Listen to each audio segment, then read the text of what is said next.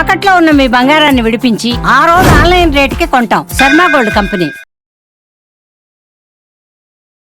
నమస్కారం, సుమన్ టీవీకి స్వాగతం. ముందుగా సుమన్ టీవీ ప్రేక్షకులకు శ్రీ విశ్వావసునామ ఉగాది శుభాకాంక్షలు. ఈ విశ్వావసునామ సంవత్సరం ద్వాదశ రాశుల వారికి ఎలా ఉండబోతుంది, ఏ రాశుల వారికి ఎటువంటి శుభ అశుభ ఫలితాలు ఇవ్వబోతున్నాయి, గ్రహ సంచారాలు ఎలా ఉన్నాయి, అలాగే ఎటువంటి పరిహారాలను పాటించుకోవాలి, ఈ విషయాన్ని తెలియజేసేందుకు మనతో పాటు ఉన్నారు ప్రముఖ జ్యోతిష్యరత్న జ్యోతిష చక్ర వైభవ నిపుణ డాక్టర్ రాల్పల్లి రవికుమార్ గారు. గురుగారు నమస్కారం. నమస్కారం. గురుగారు, కొత్త సంవత్సరంలోకి ఎంటర్ అవ్వబోతున్నాం. మరి కొత్త సంవత్సరం ఎలా ఉండబోతుంది ద్వాదశ రాశుల వారికి అని తెలుసుకునే ముందు గ్రహాల సంచారం ఎలా ఉంది, ముఖ్యంగా 4 గ్రహాలు మనకి ప్రతి సంవత్సరం మారేది, ఈ 4 గ్రహాల సంచారం ఎలా ఉంది, ఎలాంటి ఫలితాలు ఇస్తున్నాయి? శరదిందు సమాకారే పరబ్రహ్మ స్వరూపిణి వాసరాపీఠ నిలయ సరస్వతి నమస్తుతే. సుమన్ టీవీ ప్రేక్షకులకి నూతన సంవత్సర ఉగాది శుభాకాంక్షలు. మెయిన్గా ఏంటంటే ఈ సంవత్సర ఫలితాలు ఇప్పుడు చెప్పుకుంటున్నాం కాబట్టి ప్రతి నెల ఏంటంటే మాస ఫలితాలు చెప్పుకుంటున్నాం కాబట్టి మాస ఫలితాలు చెప్పుకున్నప్పుడు ఏంటంటే రవి 1 మంత్కి మారుతాడు ప్రతి నెల, అలాగే బుధుడు 20 డేస్, శుక్రుడు 20 రోజులు, అలాగే కుజుడు 45 రోజులు, అలాగే శుక్రుడు 20 రోజులు, చంద్రుడు అంటే ప్రతిరోజు ఒక్కొక్క నక్షత్రం మారుతుంటాడు. ఒక మెయిన్గా మటుకు గురువు, రాహు, కేతు, శని అండి. ఈ 4 కూడా ఏడాది పాటు ఇంచుమించుగా ఉంటారు కాబట్టి గురువు ఉన్నారంటే సంవత్సర కాలం పాటు అక్కడే ఉంటారు. అలాగే రాహు ఉన్నారనుకోండి, కేతు 1.5 ఇయర్ ఒక రాశి నుంచి ఇంకో రాశికి మారడానికి పడుతుంది. అలాగే శని ఉన్నారంటే 2.5 ఇయర్స్ మారుతారన్నమాట. కాబట్టి ముఖ్యంగా ఏంటంటే అందుకే ఈ సంవత్సర ఫలితాలు చెప్పుకున్నప్పుడు ఏంటంటే మెయిన్గా గురువు, రాహు, కేతు, శని యొక్క మార్పులు ఏంటనేవి తెలుసుకోవాలి. ముందుగా శని వచ్చేసి మనకి 30వ తారీఖు మార్చి నెల 2025 నుంచే మనకి కుంభరాశి నుంచి మీన రాశిలోకి ప్రవేశిస్తున్నాడు. అదే రోజు ఉగాది అయింది, అదే రోజు శని కూడా మారుతున్నారు. అలాగే రాహు, కేతులు వచ్చేసి మనకి 18 మే 2025. రాహు మారంటే కేతు కూడా మారుతాడండి. అందుకే చూడండి ఎప్పుడు కూడా జాతకంలో రాహు ఆపోజిట్ కేతు ఉంటారు. నవాంశలో తీసుకున్నా కూడా రాహు ఆపోజిట్ కేతు ఉంటారు. ఎవరైనా చేతితోటి వేసి ఇచ్చినప్పుడు మర్చిపోయి రాహుకి పక్కనే కేతు వేయడం, లేదంటే రాహుకి 3 గళ్ళు పక్కన కేతు వేయడం వేస్తూ ఉండొచ్చు తెలియక వాళ్ళకి. సో ఎప్పుడు అలా కాదండి, రాహు ఆపోజిటే కేతు ఉంటారు. ఇంకోటి ప్రతి గ్రహం కూడా క్లాక్ వైజ్ తిరుగుతుంది, ఒక్క రాహుకేతువులు మటుకు యాంటీ క్లాక్ వైజ్ తిరుగుతుందన్నమాట. కాబట్టి రాహుకేతువులు మటుకు ఏనార్థం ఒక రాశి నుంచి ఇంకో రాశి మారుతారు. అతనేమో 18 మే 2025 నుంచి ముఖ్యంగా రాహు వచ్చేసి మనకి కుంభరాశిలోకి వస్తాడు, అలాగే కేతు వచ్చేసి మనకి సింహరాశిలోకి వస్తారు. వీళ్ళిద్దరు కూడా ఏనార్థం పీరియడ్ అక్కడి నుంచి ఉంటారు 18th మే నుంచి. నెక్స్ట్ వచ్చేసి మన గురువు, ముఖ్యంగా ఏంటంటే గురువే ఇంపార్టెంట్. అందరూ అనుకుంటారు గురువు మార్పు మళ్ళీ వస్తుంది. గురువు ఏ రోజైతే మారుతాడో ఆ రోజే పుష్కరాలు స్టార్ట్ అవుతాయండి. ఇదే రూల్ అనమాట. సాధారణంగా గురువు ఏ రాశి నుంచి ఏ రాశి మారుతాడు మనం అనుకుంటుంటాం. మన జాతకం చెప్పినప్పుడు కూడా మన రాశి నుంచి 2వ స్థానంలో, 5వ స్థానంలో, 7వ స్థానంలో, 9వ స్థానంలో, లాభస్థానంలో గురువు ఉన్నప్పుడు మన శుభ ఫలితాలు చెప్తుంటాం కదా. సో అందరూ అనుకుంటుంటారు అబ్బాయి ఎప్పుడు మన రాశి నుంచి 2nd హౌస్ వస్తుంది, ఎప్పుడు మన రాశి నుంచి 5th, 7th, 9th, 11th వస్తుంది.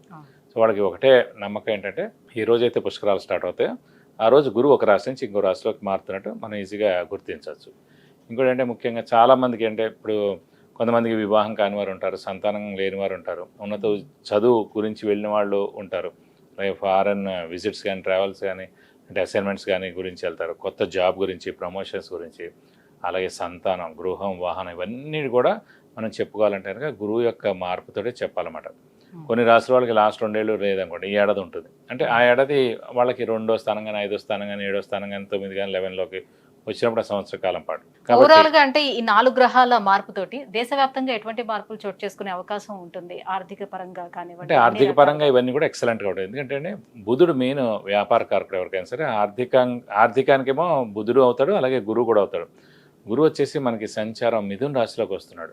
మిథున రాశి అధిపతి బుధుడు అండి. సో ఎప్పుడైతే మిథున రాశి అధిపతి బుధుడిని ఈ గురువు కలుస్తాడో, అంటే ఆ మిథున రాశిలోకి వచ్చే సంవత్సర కాలం పాటు ఉంటాడు. సో వ్యాపార అభివృద్ధి ఉంటుంది, దేశాభివృద్ధి ఉంటుంది, అన్ని విధాలు కూడా చాలా బాగుంటుంది. ప్లస్ చాలామంది అంటే ఇంకా వ్యాపారం విపరీతంగా పెరుగుతుంది, ఎక్స్పోర్ట్ కానివ్వండి ఇవన్నీ కూడా విపరీతంగా పెరుగుతాయి అన్నమాట. వాతావరణ పరిస్థితుల్లో ఎటువంటి మార్పులు? వాతావరణం కూడా చాలా బాగుంటుందండి. ఎందుకంటే శని కూడా మనకి గురువు స్థానం అయిన మీన రాశిలోకి వస్తున్నాడు. ఇంకోటి ఏంటంటే ఆధ్యాత్మిక కారకుడు శని, గురువు, కేతు కూడా అండి. అలాంటి ఆధ్యాత్మిక కారకుడైన శని వచ్చేసి మనకి గురువు రాశి అయిన మీన రాశిలోకి ఉంటాడు కాబట్టి సో ఆధ్యాత్మిక వాతావరణం 2.5 years పరిపూర్ణంగా ఉంటుందని చెప్పుకోవచ్చు. శత్రు దేశాల నుంచి వివాదాలు కానీ అలాంటి చోటు చేసుకుని అలాంటివి అయితే ఏ ఇబ్బంది ఉండదు, ఖచ్చితంగా ఉండదు. జూన్ తర్వాత నుంచి ఇలాంటి ప్రాబ్లమ్స్ అన్ని కూడా తీరిపోతాయి. కొన్ని రోజులు ఏంటంటే కుజుడు కూడా నీచ స్థానంలో ఉంటాడు అన్నమాట కర్కాటక రాశిలో ఈ మే, జూన్ ఆ సమయాల్లో. ఒకసారి జూన్ వెళ్ళిపోయిన తర్వాత నుంచి మటుకు ఎలాంటి ప్రాబ్లమ్స్ ఉండవు దేశానికి మటుకు. గురుగారు, ఈ విశ్వావసునామ సంవత్సరం కుంభరాశి వారికి ఎలా ఉండబోతుంది? కుంభం నుంచే మీనంలోకి శని వెళ్తున్నాడు కాబట్టి అవును. ఇక కుంభరాశి వారికి ఏ రకంగా ఉండే అవకాశం ఉంటుంది? గ్రహాల అనుగ్రహం ఎలా ఉంది? కుంభరాశి అనగానే మనకి ధనిష్ట 3-4 పాదాలు, శతభిషం 1-2-3-4 పాదాలు, పూర్వభద్ర 1-2-3 పాదాలు, ఈ నక్షత్రాల సమూహం అంతా మనకి కుంభరాశిలోకి వస్తుంది. ఈ రాశి వారికి గురువు పంచమ స్థానంలోకి వస్తున్నాడు. చాలా మంచి వార్త. ఎందుకంటే మొన్నదాకా గురుబలం లేదు, శని బలం లేదు, రాహుబలం, కేతుబలం 4 బలాలు లేవన్నమాట. ప్రస్తుతం గురువు మటుకు కొంచెం పంచమ స్థానంలో చాలా ఉన్నత స్థానంలో ఉంటాడు సంవత్సర కాల పాటు. ఏలినాటి శని కూడా 5 ఏళ్ళు అయిపోయి లాస్ట్ 2.5 ఏళ్ళు లాస్ట్ ఫేజ్లోకి వచ్చారు. మీన రాశిలోకి వెళ్తాడు, ద్వితీయ స్థానంలో ఉంటాడు. అలాగే రాశిలో మటుకు రాహు ఉన్నాడు, సప్తమంలో కేతు ఉన్నాడు. రాశిలో రాహు ఉండడం చేత మనం సింహరాశి వారికి ఎలా చెప్పుకునే దాకా గ్రహణ సమయం అనమాట. సో మనం ఎంత మంచిగా ఉన్నా, హెల్పింగ్ నేచర్ ఉన్నా, ఎంత బాగా ఉన్నా, వీడు మారిపోయాడు, ఇలా ఉండేవాడు, అలా ఉండేవాడు, ఇలా మారిపోయాడు, ఇలా చేస్తున్నాడు, ఇలా మాట్లాడుతున్నాడు, డబ్బులు ఇవ్వట్లేదు, అలా మా ఫోన్ ఎత్తట్లేదు, ఏటేటో అంటారు మేడం. సో ఈ కొంచెం మౌనంగా ఉండడం ఉత్తమం అనమాట. ఈ సంవత్సరంన్నర కాలం ఈ గ్రహణ సమయం మటుకుంటుంది. కానీ గురువు యొక్క దృష్టి, భాగ్య దృష్టి రాహు మీద ఉంది కాబట్టి ఇంత ఇంపాక్ట్ ఉండదు, కానీ ఖచ్చితంగా మటుకు ఇంపాక్ట్ ఉంటుంది. కాబట్టి మౌనంగా ఉండడం ఉత్తమం. సో ఏలాంటి సైన్ ఎఫెక్ట్ కూడా ఇంకా లాస్ట్ ఫేజ్ వచ్చింది కాబట్టి ఖచ్చితంగా ఈ 5 ఏళ్ళు చేయని వాళ్ళు ఎవరైతే ఉన్నారో ఖచ్చితంగా ఈ 2.5 ఏళ్ళు వెళ్ళిపోతే తప్పకుండా మీకు మెయిల్ చేస్తారని చెప్పుకోవాలి.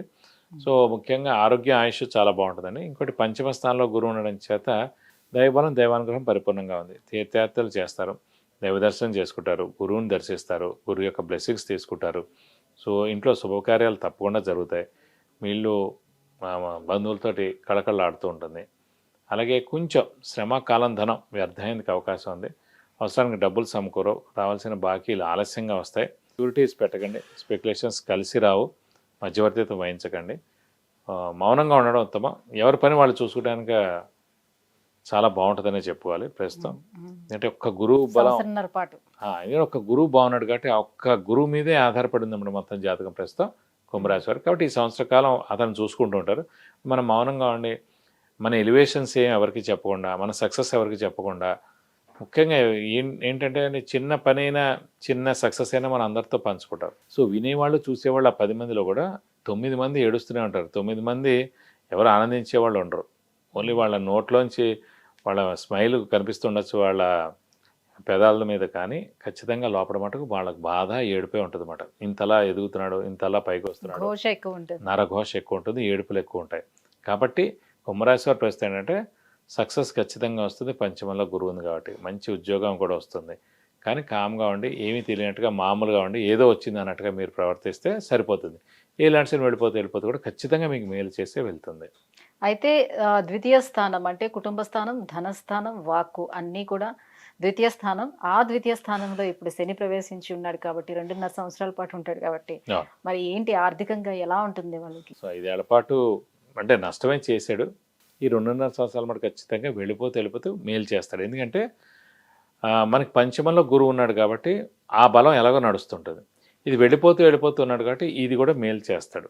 సో ఖచ్చితంగా ఇదివరకు ఉన్న ఉధృతి మటుకు ఉండదు. ఇదివరకు 90% ఉధృతి ఉంటే ఇప్పుడు ఒక 40% ఉధృతి ఉంటుంది. కాబట్టి అంత నష్టం ఏం చేకూర్చాడు. చిన్న మాట పట్టింపు అవన్నీ ఉంటాయి. ఇందాక చెప్పాను గ్రహణ సమయాన్ని. సో మనమే మౌనంగా ఉంటే సరిపోతుంది.